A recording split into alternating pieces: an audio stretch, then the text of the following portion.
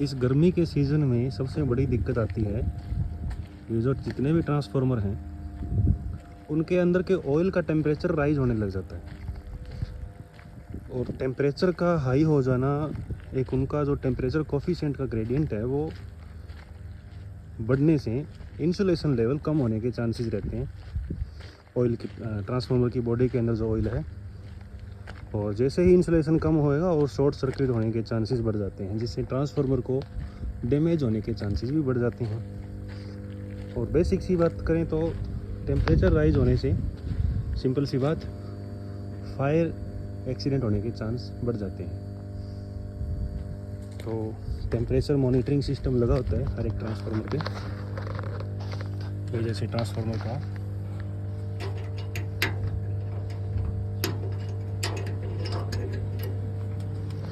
MK marshalling box, इसको बोलते हैं MK मार्शलिंग बॉक्स। यहाँ से सारी ऐसी सप्लाई, कॉन्टैक्टर्स, फैन, पंखे के जितने भी ये पंखे लगे होते हैं इनका कंट्रोलर, कॉन्टैक्टर होते हैं। पंप सिस्टम भी होता है ट्रांसफार्मर के अंदर ऑयल को कूलिंग करने के लिए। ये जितने भी ये जो भी जितने भी कॉन्टैक्टर हैं, ये सारे के सारे फ़ैन के कॉन्टैक्टर हैं। यहाँ से हम मैनुअली भी कर सकते हैं और एक ये स्विच होते हैं दोनों, ये ऑटोमेटिक और स्टैंड बाई करने के लिए।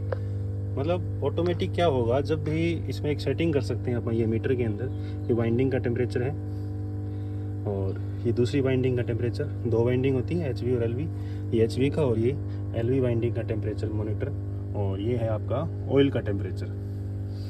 अब जनरल सी बात है, एक क्वेश्चन भी आता है कॉम्पिटिटिव एग्जाम्स के अंदर कि ऑयल का टेम्परेचर और वाइंडिंग के टेम्परेचर में कितना गैप होता है और दोनों में से हाई टेम्परेचर किसका रहता है। अब अंडरस्टैंडिंग आप ये समझिए कि इस ट्रांसफार्मर के अंदर कॉइल है, वाइंडिंग होएगी, उन वाइंडिंग के अंदर जब हम पावर को ट्रांसफ़र करते हैं, पावर ट्रांसफ़र होएगी high voltage to low voltage. तो जैसे ही इनके अंदर इंडक्शन होगा तो वाइंडिंग गर्म होएगी और वाइंडिंग के गर्म होने से ही आपका ऑयल गर्म होगा। तो सबसे पहले टेम्परेचर वाइंडिंग का ज़्यादा होगा, उसके बाद उसी के रिस्पेक्ट से आपको ऑयल का टेम्परेचर गर्म होगा। ठीक है, ये मानिए कि आपने गर्म पानी की जो रोड है, पानी गर्म करने वाली सर्दियों में, जब उसको पानी के अंदर डालते हो तो रोड का टेम्परेचर हमेशा ज़्यादा होएगा पानी के मुकाबले। पहले रोड गर्म होएगी, उस रोड के गर्म होने से आपका पानी गर्म होएगा। इतनी सी चीज़ होती है, ये हमेशा याद रखने वाली है कि ऑयल का टेम्परेचर कम होएगा वाइंडिंग के टेम्परेचर से। तो फिलहाल हम अगर छोटी सी बात करें, ये जो पैरामीटर दिख रहा है अपने को, ये 0, उसके बाद कुछ छोटे डॉट और फिर 10, ये जो एक पॉइंट से दूसरे पॉइंट तक का गैप है, ये 2 डिग्री का मेजरमेंट है इसमें, 2 डिग्री। ऐसे करके 2 2 4 6 8 और 10, यहाँ पे 10 कंप्लीट हुआ, फिर ऐसे करके फिर 20 और ये 30, फिर 40 50 और 60। अब फिलहाल टेम्परेचर अगर आप हम मेजर करना चाहें तो देखिए यहाँ पे 50 है, 50 और ये 2 का 52 और फिलहाल 54। फिलहाल टेम्परेचर वाइंडिंग का टेम्परेचर क्या है, 54 डिग्री। इसके ऊपर फॉर्मूले भी बनते हैं, कैसे टेम्परेचर का जो ये मीटर है, स्केल है, इसको कैसे आप डिनोमिनेट करते हैं, कैसे देखते हैं, चेक करते हैं। तो इसकी वैल्यू देखिए 0 से 30 है, 0 से 30 तक के बीच में ये 30 वैल्यू होगी आपके पास एक कॉलम की।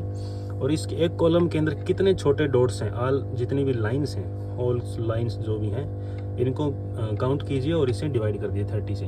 अगर आप ये देखोगे तो इसके अंदर ये 15 टोटल लाइन होगी, क्योंकि एक बॉक्स के अंदर 5 हैं, 10 और 15 लाइन, और टोटल रेंज है 30 की। 30 डिवाइडेड बाई 15 वैल्यू आ गई आपके पास 2 डिग्री की। तो ये सेंटीग्रेड के अंदर है, सॉरी सेल्सियस के अंदर है।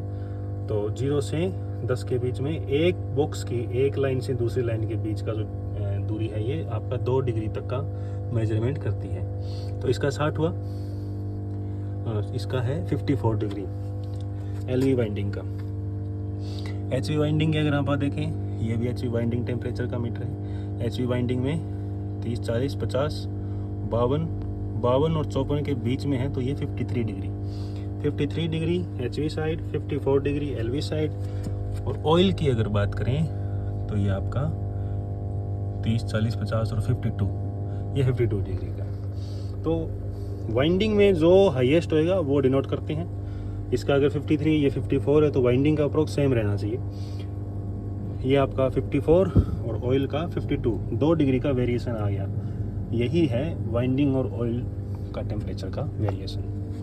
ठीक, अब क्या होता है, जैसे ही टेम्परेचर 60 को टच करेगा, 58, 59 तक जब टच करेगा तो इसमें कॉन्टैक्टर लगे होते हैं सारे के सारे ऑटोमेटिक। यहाँ से हम सेटिंग करते हैं। ये कॉन्टैक्टर इन फैन को क्या करेंगे, ऑन कर देंगे।